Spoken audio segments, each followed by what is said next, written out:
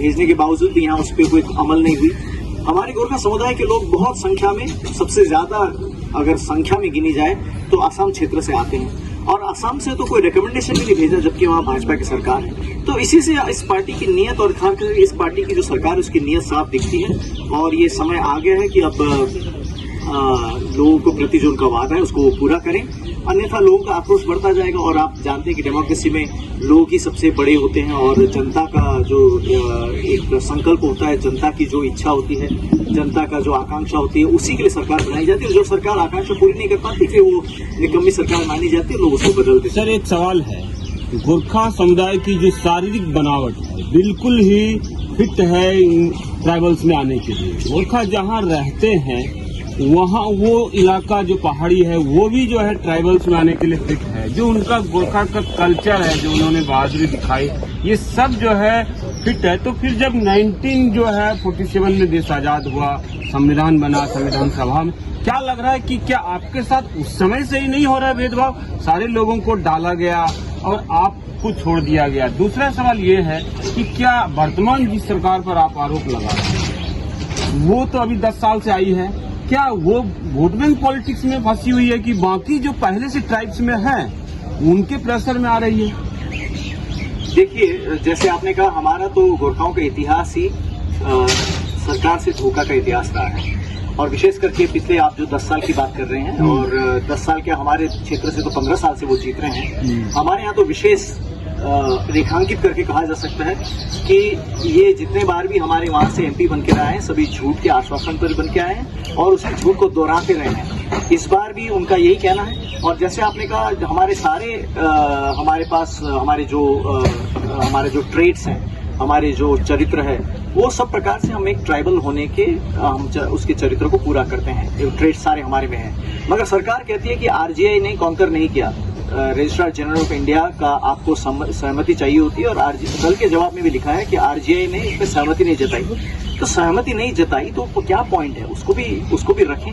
किन पॉइंट से वो समझते हैं कि हम ट्राइबल नहीं है, क्या चीज है जिसके कारण से उनको लगता है कि हमें ट्राइबल स्टेटस नहीं मिलना चाहिए, इन बातों को भी रखें। मैं चाहता हूं कि हमारे जो सांसद है राजू बिष्ट जी हैं, सरकार से पूछे, वो तो सरकार के अंग है, सरकार के ही पार्टी के वो हैं, वो रखे, इस बात को पूछे और उसमें जो भी स्पष्टीकरण रखना है अपने तरफ से पार्टी के अंदर, पार्टी के फोरम में और सरकार में, प्रधानमंत्री के बड़े नजदीकी वो अपने आप को बताते हैं, गृह मंत्री के भी नजदीकी वो बताते हैं, और हमें ऐसा सुनने में भी आया है।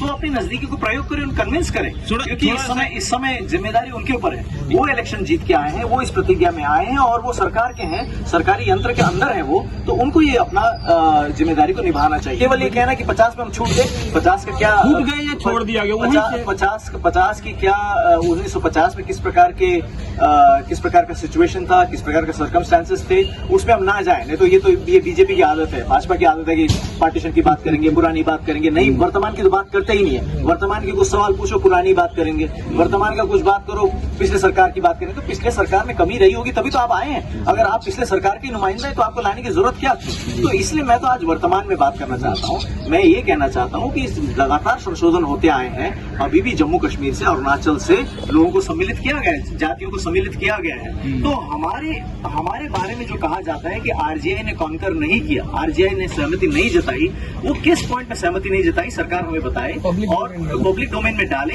और पब्लिक डोमेन में लाने का ये दायित्व हमारे सांसद का भी है। जैसे मैंने कहा, वो सांसद एक तो चुने हुए, इन्हीं मुद्दों पर वो चुने गए हैं। दूसरी बात, वो सरकार के यंत्र के अंदर, सरकारी यंत्र में है, वो उसके भाग है, वो सांसद है, उसी पार्टी का सरकार है और सरकार के उच्च पदाधिकारियों के साथ उनका अच्छा संबंध है।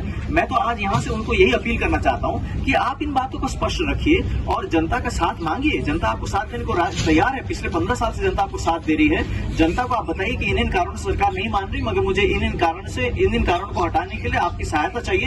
हम भी पार्टी से ऊपर उठकर आपकी सहायता करेंगे। मगर इस प्रकार के झूठ बोलना और इस प्रकार का केवल गुमराह करना, पार्लियामेंट के अंदर जो स्पष्ट जवाब आई है, उस जवाब के अलावा आप जब सड़कों पे उतरते हैं, जब आप पैसे लोगों के बीच में जाते हैं, तब कहना कि आज या कल में बस होने वाला है। मैं हमेशा हमारे एक साथी की बात करता हूँ, वो भाजपा के तो नहीं है, मगर भाजपा के वो समर्थक पार्टी के हैं, अच्छे मित्र हैं, सभी मित्र तो हमारे सभी हैं, सांसद भी हमारे मित्र हैं। तो ये मित्र पिछले लोकसभा के समय में हमारे गृह मंत्री से मिलकर गए, एक डेलीगेशन मिलकर गई और डेलीगेशन मिलकर जब गई तो उन्होंने वहां जाके लोग को आश्वस्त किया और उन्होंने कहा कि चिंता मत करो, वन फाइन मॉर्निंग हम ट्राइबल हो जाएंगे। मतलब एक सुबह हम उठेंगे और हम पाएंगे कि हम ट्राइबल हो गए, आप निश्चिंत रहो, इतना निश्चिंत रहो। तो बोला क्यों, आप ऐसा क्यों कहते हैं? तो उन्होंने कहा कि मुझे गृह मंत्री स्वयं ने कहा कि आपका बस होने ही वाला है, तो इसलिए आप निश्चिंत होकर सो जाइए, एक दिन जब आप सुबह उठेंगे तो आप ट्राइबल हो गए होंगे, वन फाइन मॉर्निंग आप ट्राइबल हो जाएंगे।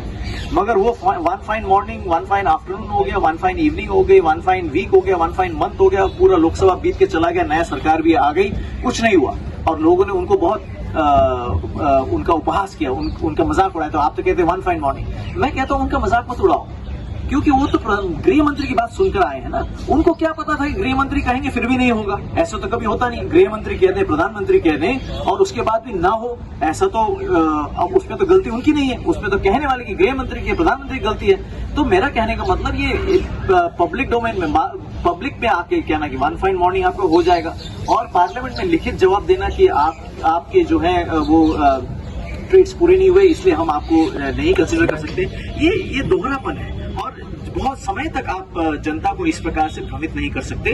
मैं राजू बिष्ट जी से आज फिर से अपील करता हूं, मैं आज यहाँ उनके विपक्षी पार्टी का होकर नहीं, उनका एक गोरखा दाजू होकर, उनका एक गोरखा हितैषी होकर, उनका गोरखा समुदाय का एक भाई होकर, भाई होने के नाते मैं उनसे यही कहता हूं कि आप भी अपने पार्टी के अंदर आप बात कीजिए, क्या चीजें उनको दुरुस्त कीजिए, क्या चीजें जिस कारण से सरकार में यदि इस प्रकार की विचार है, आरजेए में इस प्रकार के विचार है कि हमको वो ट्राइबल स्टेटस नहीं दे सकते, वो क्या चीजें उनको आप दुरुस्त कीजिए। सरकार में आपकी बहुत अच्छी पहुंच है, हमने सुना है, हमने देखा भी, आप स्वयं भी कहते हैं, आप कीजिए, आप सरकार के यंत्र, हम तो बाहर हैं, हम तो सड़क में बैठे, हम तो क्या कर सकते हैं इससे ज्यादा कि हम आवाज उठाएं। हमारे भाई लोग कितने समय से आवाज उठा रहे हैं, हम भी उनके साथ सम्मिलित होने आए, हम भी अलग अलग मंच में अपनी आवाज उठाते हैं, हम इनके मंच में जाते हैं, ये हमारे मंच में आते हैं, हम इससे ज्यादा और जनता के रूप में हम क्या कर सकते हैं। मगर हमारा हौसला को हम बुलंद रखेंगे और मैं फिर से सरकार को भी ये याद दिलाना चाहता हूँ कि जनता का जो आकांक्षा है उसके साथ ज्यादा खिलवाड़ नहीं करनी। आज म यहाँ जन्तर मन्तरमा हाम्रा 11 जनजातिको जनजातिकरणको निम्ति, जनजातिकरणको सूचीमा सम्मिलित हुनुको निम्ति जो माग लिएर महासंघ आएको छ, यहाँको धरनामा म सम्मिलित भएको छु। मेरो साथमा कञ्चन गुरुङजी हुनुहुन्छ जो अध्यक्ष हुनुहुन्छ अनि अन्य साथीहरू पनि छन्। म सुन्दैछु भारतका पनि अलग अलग ठाउँबाट उहाँको समर्थनमा आएको छन्। अनि यो हाम्रो जो माग छ, यो माग एकदमै पुरानो माग हो, सबैलाई थाहा भएकै माग हो। यो माग प्रधानमन्त्रीलाई पनि थाहा छ, गृह मन्त्रीलाई पनि थाहा छ, सरकारलाई पनि थाहा छ, हाम्रो सांसदलाई पनि थाहा छ अनि हामी सबैले यसलाई चाहेको हौं र हामीलाई आश्वासन पनि यसबारेमा दिएकै हो।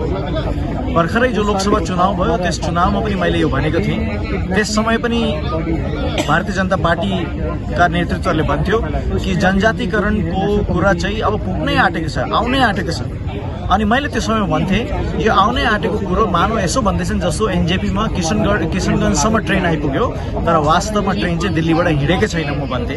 र यो कुरो हिजो प्रमाणित भयो। हिजो पार्लियामेन्टमा सिक्किमका राज्यसभाका सांसदलाई उत्तर दिँदा लिखितमा सरकारले भनेको छ कि हाम्रो जो मोडालिटिज छ त्यस मोडालिटिज अनुसार गोर्खा जातिको जनजातिकरणको निम्ति क्राइटेरिया जो छ त्यो मिट हुँदैन र हामी दिन सक्दैनौँ। अब तपाईले नै हेर्नुहोस् यहाँ कति एउटा झुटको राजनीति चलिरहेको छ, कति यहाँ मिसलिड गर्ने राजनीति यहाँ चलिरहेको छ। इलेक्सनको समयमा र अन्य समयमा पब्लिकमा चाहिँ यो हुने नै आँटेको भन्ने कुरा भन्छन् तर वास्तवमा सरकारले आफ्नो लिखित जवाबमा र पार्लियामेन्टमा चाहिँ यो हुनु नसक्ने कुरो भनेर भनेको छ। तरै पनि हामी जान्दछौँ कि डेमोक्रेसीमा जनताको आकांक्षा सर्वोपरि हो अनि हामीले यो धेरै समयदेखि माग्दै आएका हौँ। यहाँ मात्रै होइन, भारतका विभिन्न स्टेटहरूमा पनि, हुनु त यो प्रत्येक स्टेटको आफ्नो आफ्नो स्टेट सब्जेक्ट हो तर भाजपा कतिको सिन्सियर छ यसमा या छैन यो चाहिँ यसको एउटा थाहा लाग्छ कि आसामबाट त हाम्रो गोर्खा जातिको निम्ति रेकमेन्डेसन पनि आएको छैन र यसैले गर्दा आज जनतामा आक्रोश बढ्दै गएको छ। प्रत्येक प्रतिज्ञा जो गरिएको छ तीमध्ये एउटै पनि पूरा नहुँदा जनता आक्रोशित हुनु, जनता निराश हुनु, जनता हताश हुनु स्वाभाविक हो र यसैले गर्दा आज यहाँ यति टाढाबाट जन्तर मन्तरमा आउनुभएको छ, यहाँ आफ्नो आक्रोश प्रकट आउनुभएको छ र म पनि सोलिडारिटीमा उनी साथ एकतामा एकबद्धता देखाउन यहाँ आएको छु। र आज म हाम्रो सांसद राजु भाइलाई पनि म यही अपिल गर्न चाहन्छु, तपाईँ सांसद हुनुहुन्छ, तपाईँ यी मुद्दामा चुनेर आउनुभएको, तपाईँकै पार्टीको सरकार छ र सरकारमा ठुला ठुला औदासम्म प्रधानमन्त्रीसम्म तपाईँको पहुँच छ भनेर हामीले सुनेको पनि छौँ, तपाईँले स्वयंले पनि भन्नुभएको छ र यसै कारण जो सरकारले भन्दैछ कि क्राइटेरिया पूरा भएको छैन, के क्राइटेरिया पूरा भएको छैन त्यो बुझाउने काम तपाईँले त्यो गर्नुहोस्। यदि तपाईँले जनताको साथ चाहनुहुन्छ यसमा भने तपाईँले हामीलाई भन्नुहोस्, हामी जनताले त हामीलाई साथ दिँदै आएको, म स्वयं पनि पार्टीदेखि माथि उठेर तपाईँलाई यदि यसमा कुनै प्रकारको सहायता गर्नुपर्ने हो भने म गर्नु तयार छु, किनभने तपाईँले र मैले बुझ्छौँ कि पार्टीभन्दा हाम्रो जाति ठुलो भनेर। म तपाईँलाई यही अपिल गर्न चाहन्छु, जुन पनि कुरोहरूले गर्दा सरकारले मानेको छैन ती इस्युजहरूलाई तपाईँले एड्रेस गर्नुहोस्, सरकारमा आफ्नो इन्फ्लुएन्सलाई प्रयोग गर्नुहोस्, पार्लियामेन्टमा तपाईँ बोल्नुहोस् अनि यो सबै कुरोहरूलाई दुरुस्त गरेर चाँडै नै जनआकांक्षा पूरा गर्ने तपाईँले काम गर्नुहोस्। धन्यवाद।